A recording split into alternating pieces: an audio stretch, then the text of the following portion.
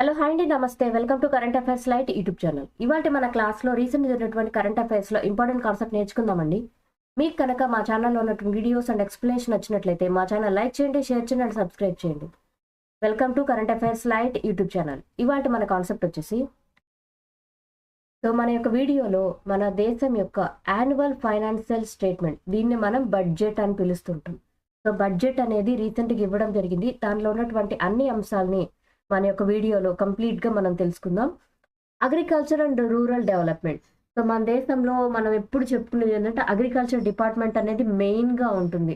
ఎందుకంటే ప్రతి రాష్ట్రంలోనికి agriculture department అనేది చాలా చాలా ఇంపార్టెంట్. ఎందుకంటే ఎక్కువ శాతం 50% కన్నా కూడా ఎక్కువ శాతం ప్రజలు మన దేశంలో వ్యవసాయం మీద ఆధారపడి జీవిస్తూ ఉన్నారు. అండ్ రూరల్ డెవలప్మెంట్ కూడా చాలా ఇంపార్టెంట్. మన దేశంలో ఎక్కువ గ్రామాలు అనేవి ఎక్కువగా ఉన్నాయి. రూరల్ డెవలప్మెంట్ పరంగా, అగ్రికల్చర్ పరంగా ఏ విధంగా ఉందో చూద్దాం. ఇందులో ఏంటంటే కిసాన్ క్రెడిట్ కార్డ్స్ ఏవైతే ఉన్నాయో వాటి పరంగా ఇచ్చేటువంటి లోన్స్ ఏవైతే ఉన్నాయో 5 లక్షల వరకు కూడా లోన్స్ అనేవి కేటాయించబడుతున్నారు. ఇంతకుముందు కన్నా కూడా ఇంకా బెటర్గా ఇంట్రెస్ట్ సబ్వెన్షన్ స్కీమ్ అనేది తీసుకొని వచ్చారు. అంటే దీన్ని కేటాయించేటువంటి వడ్డీ శాతం ఏదైతే ఉందో దాన్ని చాలా తక్కువగా ఇచ్చి ఎక్కువ మందికి ఈ కిసాన్ క్రెడిట్ కార్డ్ లోన్స్ అనేవి అందుబాటులో ఉండే విధంగా చేయబోతున్నారు. అండ్ దాంతోపాటు మిషన్ ఫర్ ఆత్మనిర్భరత ఇన్ పల్సెస్, అంటే మన దేశంలో పల్సెస్ ఏవైతే ఉన్నాయో వాటి పరంగా ముందుకు తీసుకొని వెళ్ళాలి. అగ్రికల్చర్లో పల్సెస్ అంటే ధాన్యాలు అంటాం. కొన్ని రకాలైనటువంటి ధాన్యాల్ని పండించే విధంగా రైతులను మళ్లించడానికి, రైతులు ఎక్కువగా ధాన్యాలు, పప్పు ధాన్యాలు పండించేలా చేయడానికి మిషన్ ఫర్ ఆత్మనిర్భరత ఇన్ పల్సెస్ అనేది తీసుకొని వచ్చారు. ఇందులో ఏంటంటే తూర్ దాల్, ఉరద్ దాల్, మసూర్ దాల్ అంటే కందిపప్పు, మినపప్పు ఇలాంటివి ఏవైతే ఉంటాయో, పెసరపప్పు, ఇటువంటి వాటిని కూడా మన దేశంలోనే స్థానికంగా పండించుకునే విధంగా మనం అందరినీ ప్రోత్సహిస్తాం అనమాట, రైతుల్ని వేరే దేశాల నుంచి దిగుమతి చేసుకోకుండా. అది ఒకటి రూరల్ డెవలప్మెంట్ పరంగా, అగ్రికల్చర్ పరంగా. అండ్ ఇంకొకటి వచ్చేసి రూరల్ ప్రాస్పెరిటీ ప్రోగ్రామ్ అనేది తీసుకొని వచ్చారు. Comprehensive rural prosperity program. ఇది ఎందుకోసం అంటే వ్యవసాయ రంగంలో ఉపాధి మార్గాల్ని ఇంకా బెటర్గా మార్చడం కోసం. అంటే మన దేశంలో ఎక్కువ మంది డిపెండ్ అయినటువంటిది ఏదంటే అగ్రికల్చర్, వ్యవసాయం మీద ఆధారపడి ఎక్కువ మంది జీవిస్తున్నారు. అందువల్లే వ్యవసాయ రంగంలో కూడా ఉపాధి మార్గాలని పెంచడమే ఇందులో ముఖ్య ఉద్దేశం. ఉపాధి మార్గాలను పెంచడం కోసమే కాంప్రహెన్సివ్ రూరల్ ప్రాస్పెరిటీ ప్రోగ్రామ్ అనేది డిజైన్ చేయడం జరిగింది. ఉపాధిని పెంచడం కోసం, అది కూడా అగ్రికల్చర్ పరంగా, వ్యవసాయ పరంగా ఉపాధిని పెంచడం కోసం. National mission on high yielding crops and cotton productivity అనేది కూడా అనౌన్స్ చేయబడింది. అంటే ఇది ఏ విధంగా అంటే ప్రత్యేకమైనటువంటి వంగడాలని అభివృద్ధి కార్యక్రమాల ద్వారా అభివృద్ధి చేయడం అనేది ఇందులో ఉంది. అవి ఎక్కువగా అందరికీ అందుబాటులోకి వచ్చినప్పుడు మంచి రకాల, మేలు రకాలైనటువంటి కాటన్, పత్తి విత్తనాలు అందరికి అందుబాటులో ఉండాలి. చాలా రకాలైనటువంటి జీన్ ఎడిటింగ్ క్రాప్స్ కూడా, ఏదైతే పంటలు నష్టపరిచినటువంటి మాడిఫైడ్ క్రాప్స్ ఉంటాయో, హై ఈల్డింగ్ క్రాప్స్, ఎక్కువగా ఉత్పత్తినిచ్చేటువంటి పంట ఉత్పత్తి రకాలను కూడా పండించే విధంగా నేషనల్ మిషన్ అనేది స్టార్ట్ చేయడం జరిగింది. ఇవన్నీ వ్యవసాయ రంగానికి చేయూతనివ్వడానికి మన దేశం యొక్క బడ్జెట్లో ఇచ్చినటువంటి ప్రోగ్రామ్స్ అన్నమాట. అండ్ దాంతోపాటు అగ్రికల్చర్ సెక్టర్ ఏదైతే ఉందో అది 3.8%గా పెరిగిందనమాట ఫైనాన్షియల్ ఇయర్ 2025కి సంబంధించి. ఖరీఫ్ ఫుడ్ గ్రెయిన్ ప్రొడక్షన్ అంటే ఖరీఫ్ సీజన్లో వచ్చేటువంటి ధాన్యాల ఉత్పత్తి పరంగా ఏమైతే ఉందో అది 1647.65 లక్షల మెట్రిక్ టన్నుల వరకు కూడా పెరిగిందనమాట. అండ్ అప్ బై ఇక్కడ నుంచి ఎక్కడి వరకు అంటే ఇయర్ బై ఇయర్ ఎంత పెరుగుతుంది అంటే లాస్ట్ ఇయర్తో పోల్చుకున్నప్పుడు ఈ ఇయర్కి ఎంత పెరుగుతుంది అంటే 89.37 lakh మెట్రిక్ టన్స్ వరకు కూడా ఎవ్రీ ఇయర్ మనం దీనిలో అభివృద్ధి అనేది చూస్తున్నాం. అంటే మనం పండించేటువంటి ఉత్పత్తి అనేది పెరుగుతూ ఉంది. అండ్ ఎస్పెషల్లీ అగ్రికల్చర్ పరంగా ఉన్నటువంటి హార్టికల్చర్ కావచ్చు, లైవ్ స్టాక్ కావచ్చు, ఫిషరీస్ డిపార్ట్మెంట్, అంటే వ్యవసాయానికి సంబంధించి అనుగుణంగా ఉండేటువంటి మిగిలిన డిపార్ట్మెంట్స్ ఏవైతే ఉంటాయో, fisheries department, horticulture department, live stock department, వీటన్నిటినీ కూడా ఇంకా ముందుకు తీసుకొని వెళ్ళడానికి బడ్జెట్ కేటాయింపులు అనేవి ఇవ్వటం జరిగింది. Investment and capital expenditure. Capital expenditure అని మనం క్యాపెక్స్ అని చెప్తూ ఉంటాం. ఇదేంటంటే ఏ రాష్ట్రంలో అయినా, ఏ దేశంలో అయినా సరే అమౌంట్ అంటే నథింగ్ బట్ ఇక్కడ మూలధనం అని చెప్పొచ్చు. క్యాపిటల్ ఎక్స్పెండిచర్ అంటే ఒక కంపెనీలో అయినా ఏదైనా కొనుగోలు చేయడం. అంటే ఆల్రెడీ ఉన్నటువంటి అసెట్స్ ఏవైతే ఉంటాయో, ఆల్రెడీ ఉన్నటువంటి అసెట్స్‌ని బెటర్‌గా మార్చడానికి ఇన్వెస్ట్ చేయడమైనా, ఏదైనా కంపెనీకి అవసరమైనటువంటి మూలధన వస్తువులు కొనుగోలైనా, ఇవన్నీ కూడా క్యాపిటల్ ఎక్స్‌పెండిచర్ కిందకే వస్తాయన్నమాట. అవి 8.2%గా పెరగడం జరిగింది. ఈ యొక్క జూలై టు నవంబర్ 2024 పీరియడ్‌లో. సో, క్యాపిటల్ ఎక్స్‌పెండిచర్ పెరిగిందంటే వ్యవస్థాపన కోసం కేటాయించేటువంటి నిధులు పెరిగాయంటే ఆ దేశంలో ఏ విధంగా ఉంటుంది? మనం గ్రో చేసుకోవడానికి మన ఇన్వెస్ట్‌మెంట్ అనేది చేసినట్లుగా అనమాట క్యాపిటల్ ఎక్స్‌పెండిచర్ వచ్చేసి. అంటే పారిశ్రామిక రంగంలో చూసుకుంటే, పారిశ్రామిక రంగంలో మూలధన ఆస్తుల విలువలనేవి పెరిగినట్లుగా మనం అర్థం చేసుకోవచ్చు. అండ్ దాంతో పాటు కంటిన్యూడ్ ఇన్‌ఫ్రాస్ట్రక్చర్ ఇన్వెస్ట్‌మెంట్ అనేది లాస్ట్ 20 సంవత్సరాల కాలంగా 2 డెకేడ్స్ అంటే 20 సంవత్సరాల కాలంగా ఏదైతే ఇన్వెస్ట్‌మెంట్ చేస్తూ ఉంటాయో కంపెనీస్ అనేవి, వాటి పరంగా చాలా వరకు గ్రోత్ అనేది పెరిగింది. ఏ విధంగా అంటే, సో ఫర్ ఎగ్జాంపుల్ ఎక్స్ అనేటువంటి కంపెనీ ఉంది. సో ఈ కంపెనీలో కొన్ని మార్పులు తీసుకొని వచ్చారు. ఫర్ ఎగ్జాంపుల్ దీనిలో కొత్త మిషనరీస్ అనేవి ఏర్పాటు చేశారు. సో మిషనరీస్ ఏర్పాటు చేసినప్పుడు దాని ప్రొడక్షన్ అనేది పెరిగింది. కంపెనీ బాగా అభివృద్ధిలోకి వచ్చింది. తర్వాత కొన్ని సంవత్సరాలకి ఇంక కొత్త టెక్నాలజీస్ వచ్చి మిషనరీస్‌లో కూడా ఇంకా బెటర్‌గా వచ్చినప్పుడు పాత మిషన్స్‌ని రీప్లేస్ చేసి కొత్త మిషన్స్‌ని ఇన్‌స్టాల్ చేసుకుంటారనమాట. సో ఇది మొత్తం క్యాపిటల్ ఎక్స్‌పెండిచర్ కిందకే వస్తుంది. ఇన్వెస్ట్‌మెంట్ కిందకే వస్తుందనమాట. ఇలా ఇన్వెస్ట్ చేయడం అనేది కూడా ఈ మధ్య కాలంలో చాలా ఎక్కువగా పెరిగిందనమాట. ఇది కూడా మన దేశానికి అసెట్‌ని పెంచడమే. అంటే పారిశ్రామిక రంగాన్ని బెటర్‌గా మార్చడానికి టెక్నాలజీని ఎక్కువగా తీసుకొని రావడం, ఆ యొక్క మిషనరీస్‌ని బెటర్‌గా మారుస్తున్నారు కాబట్టి గ్రోత్ కూడా ఎక్కువగా ఉంటుంది. అంటే ఆర్థికంగా మన దేశం పెరగడానికి ఇది కూడా మనం కేటాయించుకునేటువంటి నిధుల్లో మనం ఇస్తూ ఉంటాం అనమాట. And Bharat stock exchange market పరంగా అయితే క్యాప్ వచ్చేసి జీడీపీ వృద్ధి పరంగా చాలా బెటర్‌గా కనిపించిందనమాట. క్యాప్ టు జీడీపీ అంటే capital expenditure to GDP ratio అనేది 136%గా ఉందన్నమాట. ఏ విధంగా అంటే మనము పర్ హెడ్ మనం ఎంత వస్తుందంటే మనం తీసుకునేటువంటిదనమాట. ఇక్కడ క్యాపిటల్ ఎక్స్‌పెండిచర్ పరంగా మనం చూస్తున్నాం కాబట్టి రెండిటి పర్సెంటేజ్ అంటే క్యాప్ టు జీడీపీ రేషియో అంటే మనము చాలా వరకు ఆర్థికంగా బెటర్‌గా ముందుకెళ్తున్నట్లుగా మనం అర్థం చేసుకోవచ్చు. 136% అంటే. అంటే ఒక పర్సన్‌కి కనుక మనం కేటాయిస్తున్నాము అంటే, మనం చాలా వరకు 100% ఇచ్చామంటే, ఒక వ్యక్తి పెట్టగలిగేటువంటి నిధులుగా అనుకుందాం. లేదా 136% అంటే మనం చాలా వరకు కూడా మన మూలధన ఆస్తుల్ని పెంచుకుంటూ ఉన్నాం, ఆర్థికంగా ముందుకు వెళ్ళడానికి.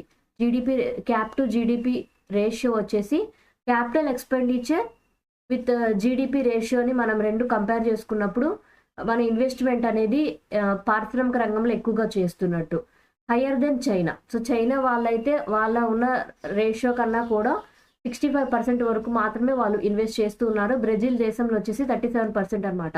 సో ఈ పాయింట్‌ని ఎలా అర్థం చేసుకోవాలంటే, మన దేశంలో 10 మంది వ్యక్తులు ఉన్నారు.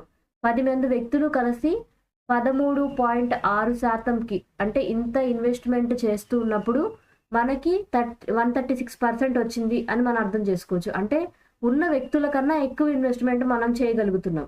బట్ చైనాలో వచ్చేసరికి ఎక్కువ మంది ఉన్న 10 మందిలో 6 మాత్రమే ఇన్వెస్ట్ చేస్తూ ఉన్నారు. అంటే 6 యొక్క ఆదాయం మాత్రం ఇన్వెస్ట్ చేయడం జరుగుతుంది. అండ్ ఇక్కడ మనకేంటంటే మన దేశం ఆర్థికంగా ముందుకు వెళ్తుంది కాబట్టి మన ఇంత నిధులనేవి మనం ఎక్స్‌పెండిచర్ పరంగా ఆ మూలధన ఆస్తుల కోసం కేటాయించుకోగలుగుతున్నామని అర్థం చేసుకోవాలి.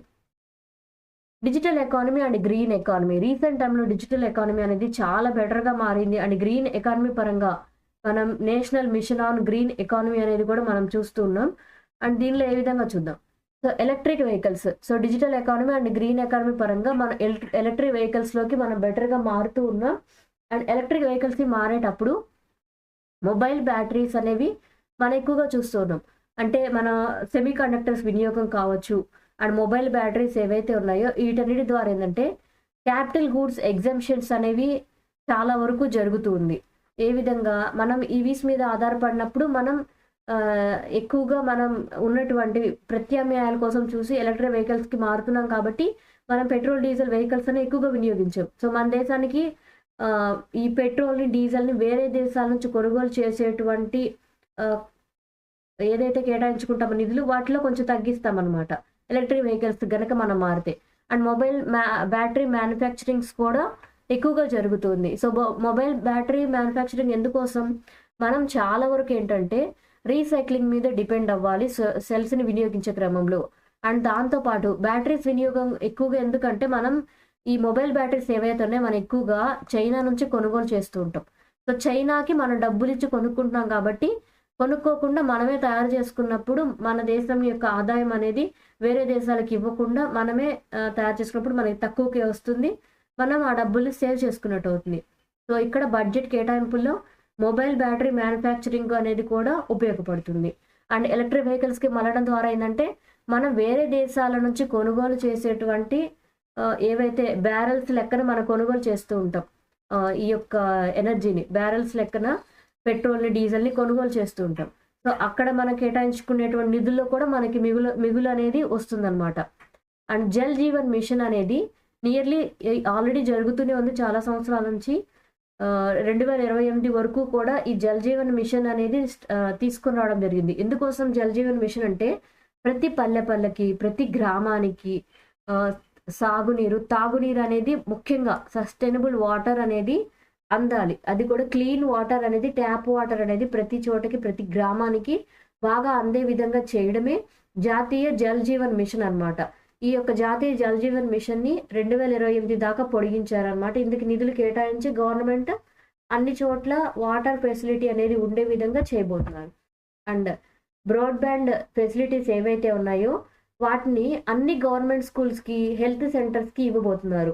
ఆల్రెడీ కొన్ని అభివృద్ధి చెందినటువంటి ప్లేసెస్‌కి అయితే ఇచ్చారు. అండ్ రూరల్ ప్రాంతాల్లో ఇంకా కొంత సెమీ అర్బన్ ప్రాంతాల్లో కూడా ఈ భారత్ నెట్ ప్రాజెక్ట్ ద్వారా ఇంటర్నెట్ సేవల్ని గవర్నమెంట్ హాస్పిటల్స్‌కి, గవర్నమెంట్ సెకండరీ స్కూల్స్ ఏవైతే ఉంటాయో అండ్ హెల్త్ సెంటర్స్ కూడా ఉంటాయి. సెకండరీ హెల్త్ సర్వీసెస్ సెంటర్స్ కూడా ఉంటాయి. వాటన్నిటిని కూడా భారత్ నెట్ ద్వారా ఇంటర్నెట్ సర్వీసులు అనేవి మన దేశంలో కల్పించబోతున్నారు. Science and technology, digital innovation పరంగా ఏ విధమైనటువంటిగా బడ్జెట్ కేటాయింపులు జరిగాయో చూద్దాం. Nuclear energy mission. So, nuclear energy mission వచ్చేసి మన దేశంలో డొమెస్టిక్‌గా ఉన్నటువంటి ఎనర్జీస్ ఏవైతే ఉన్నాయో అంటే న్యూక్లియర్ ఎనర్జీ ఏదైతే ఉందో వాటి క్యాపబిలిటీ పెంచాలి. వాటి సామర్థ్యాన్ని పెంచడం కోసమే న్యూక్లియర్ ఎనర్జీ మిషన్ అనేది తీసుకొని వచ్చారు. అండ్ దాంతో పాటు ప్రైవేట్ సెక్టర్ పార్టిసిపేషన్ కూడా తీసుకొని రాబోతున్నారు. సో, న్యూక్లియర్ ఎనర్జీ మిషన్‌లో భాగంగా ఏందంటే న్యూక్లియర్ ఎనర్జీ ప్లాంట్స్ అని ఏర్పాటు చేసి శక్తి ఉత్పాదన అనేది న్యూక్లియర్ ద్వారా చేస్తారనమాట. సో, ఇలా చేయడం ద్వారా ఏందంటే మనం శక్తి ఉత్పాదన కోసం న్యూక్లియర్ ఎనర్జీ మీద డిపెండ్ అయిపోతాం.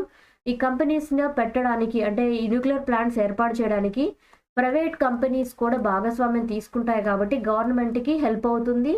అండ్ బడ్జెట్ కేటాయింపుల్లో దీనికోసం కొంత కేటాయించారు. ఎంతవరకు దీనికోసం కేటాయించారంటే R&D సెక్టార్ కోసం అంటే స్మాల్ మాడ్యులర్ రియాక్టర్స్ కోసం అండ్ వాటి పరంగా రీసెర్చ్ అండ్ డెవలప్మెంట్ కోసం కూడా నియర్లీ 20,000 కోట్ల రూపాయల నిధులు అనేవి కేటాయించడం జరిగింది న్యూక్లియర్ ఎనర్జీ మిషన్‌లో భాగంగా. ఇందులో ఏంటి న్యూక్లియర్ టెక్నాలజీని ఇంకా బెటర్‌గా ఏ విధంగా మార్చుకోవాలో ఈ న్యూక్లియర్ ఎనర్జీ మిషన్‌లో భాగంగా కొత్త టెక్నాలజీస్‌ని తీసుకొని వస్తారు. అండ్ ప్రైవేట్ భాగస్వామ్యంతోటి మన దేశంలో న్యూక్లియర్ ఎనర్జీ అనేది ముందుకు వెళ్ళడానికి ఈ 20,000 కోట్ల రూపాయలు అనేవి కేటాయించడం బడ్జెట్‌లో జరిగింది. And national geospatial mission. So, ఇది ఎందుకోసం అంటే అర్బన్ ప్లానింగ్ పరంగా జియోస్పేషియల్ మిషన్ అనేది తీసుకొని వచ్చినప్పుడు ఏంటంటే మ్యాపింగ్ చేయడం ఈజీ అవుతుంది. మ్యాపింగ్ చేయడం ఈజీగా ఉందంటే ఆ యొక్క ప్రాంతాన్ని బాగా గుర్తిస్తే ఆ యొక్క ప్రాంతంలో ఎంత జరుగుతుంది, ఎంత వర్క్ జరుగుతుంది, ఆ ప్రాంతానికి ఇంకా ఏదైనా ఫెసిలిటీస్ ఇవ్వాలా అండ్ ఆ ప్రాంతంలో అన్ని రకాలైనటువంటి వస్తువులు ఏ విధంగా ఉన్నాయి ఇవన్నీ కూడా జియో ట్యాగింగ్ చేయడానికి కూడా నేషనల్ జియోస్పేషియల్ మిషన్ అనేది సపోర్ట్ అవుతుందన్నమాట. అర్బన్ ప్లానింగ్‌లో భాగంగానే నేషనల్ జియోస్పేషియల్ మిషన్ ఏదైతే ఉందో దాన్ని బెటర్‌గా వచ్చినప్పుడు ఆ యొక్క ప్లేసెస్ అంటే నథింగ్ బట్ ఇక్కడ మన ఊర్లు అనుకోవచ్చు. ఆ యొక్క సిటీస్ కావచ్చు అవన్నీ కూడా అభివృద్ధిలో ముందుకు వెళ్ళడానికి బెటర్‌గా హెల్ప్ అవుతుంది. ఇక్కడ మ్యాపింగ్ అంటే లైక్ టౌన్ ప్లానింగ్ అన్నమాట. టౌన్ ప్లానింగ్ పరంగా మనం జియోస్పేషియల్ మిషన్ తీసుకొని వచ్చినప్పుడు ఏంటంటే ఎక్కడ ఏ ప్లేస్ అనేది బెటర్‌గా యూజ్ అవుతుంది. ఆ యొక్క ఊరిని డెవలప్ చేయడానికి ఏ ప్లేస్‌లో ఏది ఉండాలి, లేదా ఏదన్నా స్పెషల్‌గా ఏర్పాటు చేయాలనుకుంటున్నారా, లేక బయో ఎనర్జీ ప్లాంట్స్ అనేది ఏర్పాటు చేయాలనుకుంటే అది ఎక్కడ ఏర్పాటు చేయాలి. Bio energy plants, waste energy treatment plants కనుక ఏర్పాటు చేయగలిగితే ఒక్కొక్క ఊరికి, ఒక పెద్ద సిటీకి సంబంధించి ఒక వేస్ట్ ట్రీట్మెంట్ ప్లాన్ గనక ఈ మధ్య కాలంలో ఎక్కువగా చూస్తున్నాం. అలాంటివి ఏర్పాటు చేయగలిగినప్పుడు ఈ యొక్క జియోస్పేషియల్ మిషన్ ద్వారా ఏర్పాటు చేస్తే ఆ యొక్క ఊరు మొత్తానికి చాలా బాగా ఉపయోగపడుతుందన్నమాట బయోఫ్యూయల్స్‌ని ఉత్పత్తి చేయడంలో. సో, అది ఒకటి ఇంపార్టెంట్. అండ్ 20,000 క్రోర్స్ అనేవి ఇన్వెస్ట్‌మెంట్ చేయడం జరిగింది ఆర్&డి ఇనిషియేటివ్స్ కోసం. అండ్ అంటే ఇక్కడ science, technology and digital innovation పరంగా ఏవైతే రీసెర్చ్ రంగంలో ముందుకు వెళ్తున్నాయో వాటన్నిటికి ప్రైవేట్ సెక్టార్ ఇన్నోవేషన్ కోసం కూడా నియర్లీ 20,000 కోట్ల రూపాయలనేవి ఇన్వెస్ట్ చేయడం జరిగింది. అంటే ఇక మీదట సైన్స్ అండ్ టెక్నాలజీలో ముందుకు వెళ్ళడానికి ఈ నిధులనేవి వినియోగిస్తారు. Thank you for watching my video. మీకు కనుక నా వీడియోని ఎక్స్‌ప్లనేషన్ నచ్చినట్లయితే నా వీడియోస్ లైక్ చేయండి, షేర్ చేయండి అండ్ సబ్స్క్రైబ్ చేయండి. మీకు నా వీడియోస్ ఏ విధంగా అనిపిస్తున్నాయి నాకు కామెంట్ సెక్షన్‌లో తెలియజేయండి. Thank you for watching my video. Thank you.